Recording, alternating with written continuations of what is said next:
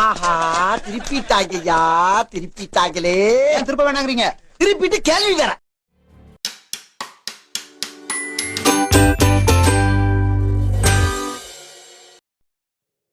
மனோரா கோட்டை 1814ஆம் ஆண்டில் சரபோஜி II அவர்களால் கட்டப்பட்டதாக இருக்கின்றது.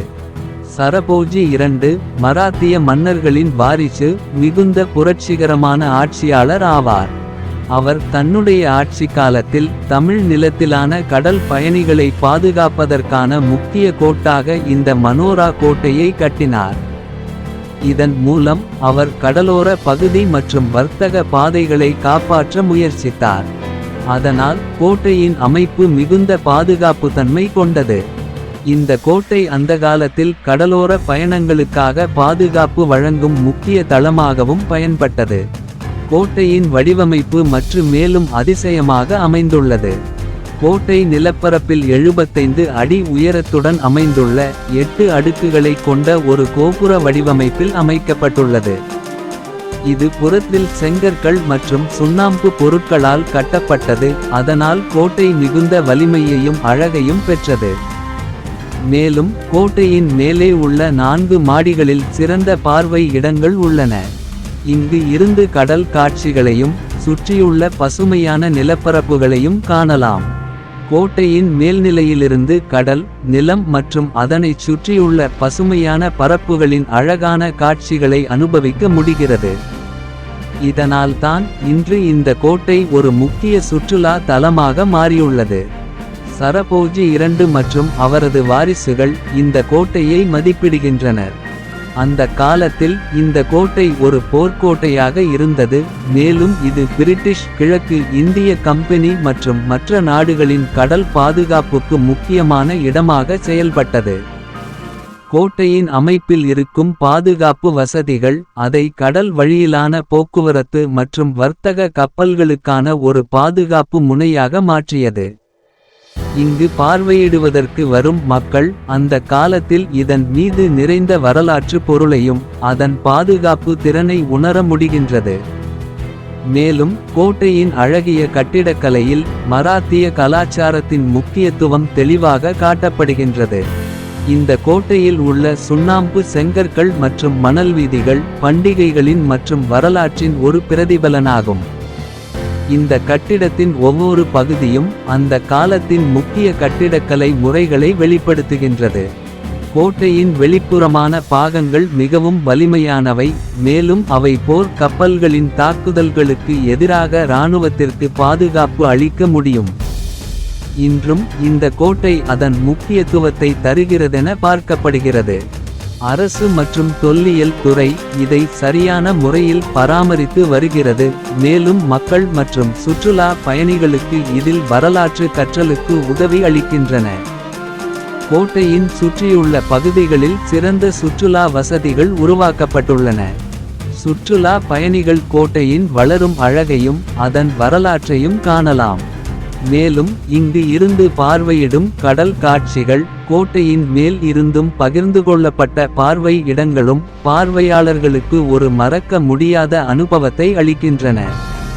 பின்வட்டமாக மனோரா கோட்டை அதன் வரலாற்றிலும் கட்டிடக்கலை மற்றும் சமூக பங்களிப்பிலும் முக்கியமான இடமாக உள்ளதன் மூலம் வரலாற்றில் முக்கியமான பங்களிப்புகளை நிகழ்த்தியுள்ளது. இந்த கோட்டை தமிழ்நாட்டின் முக்கிய வரலாற்று சின்னங்களில் ஒன்று ஆகும். அது இந்திய வரலாற்று பெருமையை உணர்த்தும் இடமாகவும் பிரிட்டிஷ் ஆட்சி காலத்தை மற்றும் அந்த கால வரலாற்றின் முக்கிய அம்சங்களை பிரதிபலிக்கின்ற இடமாகவும் திகழ்கிறது. அத்துடன் கோட்டையின் மேல் பகுதியில் இருந்த பார்வை இடங்களில் பரபரப்பான காட்சிகள், கடலின் அழகு மற்றும் அதனைச் சுற்றியுள்ள பசுமையான நிலப்பரப்புகளின் அமைதி சுற்றுலா பயணிகளுக்கு மகிழ்ச்சியான அனுபவத்தை அளிக்கின்றது. இந்த கோட்டை வரலாற்றில் பயணிக்க விரும்பும் அனைவருக்கும் ஒரு கலைப்பூர்வமான மற்றும் பயனுள்ள அனுபவத்தை வழங்குகிறது. இப்போது மனோரா கோட்டையின் தற்போதைய நிலையை பற்றி பேசுவோம். இன்றைய நிலையில் கோட்டை மிகவும் சிறப்பாக பராமரிக்கப்படுகிறது மற்றும் தமிழக அரசு இதை ஒரு முக்கியமான சுற்றுலா தலமாக ஆக்கியுள்ளது.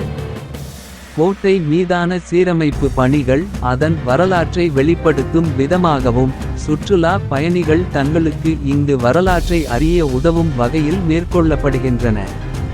இந்த கோட்டையின் சுற்று பகுதியில் இன்று அமைதியான சுற்றுலா பாதைகளும் பயணிகளுக்கான வசதிகளும் அமைக்கப்பட்டுள்ளன.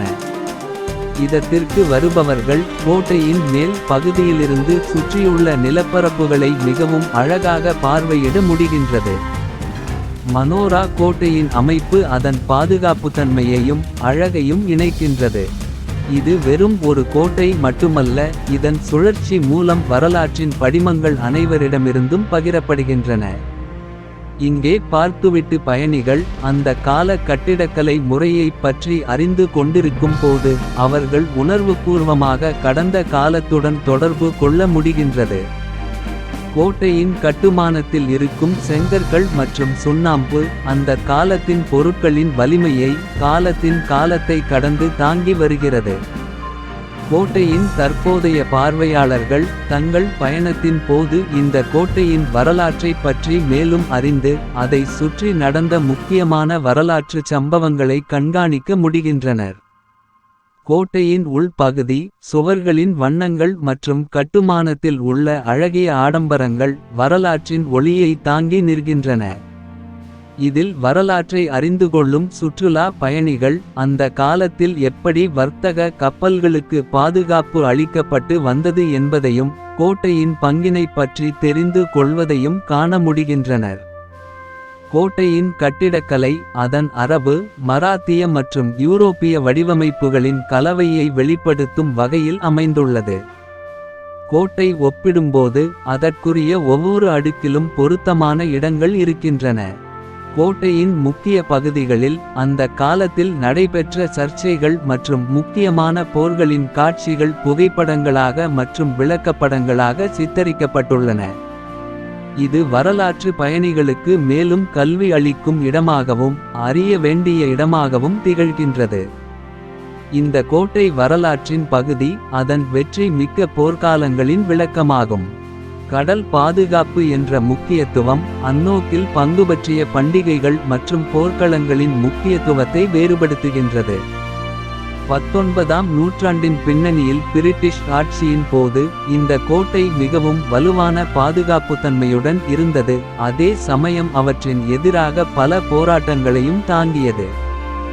மனோரா கோட்டை இன்றும் இந்தியாவின் கடற்கரையை பாதுகாக்கும் முக்கிய இடமாகும். கோட்டை மிகுந்த வரலாற்று மையமாக உள்ளது. மராத்திய மன்னர்களின் ஆட்சியில் இருந்தது, மேலும் இது அதன் மக்களுக்கும் அவர்களின் ஆட்சியின் பெருமையை பிரதிபலித்தது. இந்த கோட்டையின் அமைப்பில் இருக்கும் சுண்ணாம்பு மற்றும் செங்கற்கள் அப்போது அந்த காலத்தில் பயன்படுத்தப்பட்ட கைவினைப் பொருட்களின் வலிமையை வெளிப்படுத்துகின்றன. அதன் கட்டிடக்கலையின் மூலம் கோட்டை நீண்ட காலத்திற்கு நிலைத்து உள்ளது. கோட்டையின் மேலிருந்து கடல் காட்சிகள் சுற்றுலா பயணிகளுக்கு மிகவும் இன்பமாக இருக்கும் அனுபவங்களை வழங்குகின்றன. இங்கு இருந்து கடற்கரையில் நின்று கடலை ஆராய்ந்து கொள்ள முடிகின்றது. இடத்தின் அமைதியும் அதன் தனித்துவமான கட்டிடக்கலைத்தினையும் பார்வையாளர்களுக்கு ஒரு மறக்க முடியாத அனுபவத்தை தருகிறது. லைக் பண்ணு, ஷேர் பண்ணு, சப்ஸ்கிரைப் பண்ணு.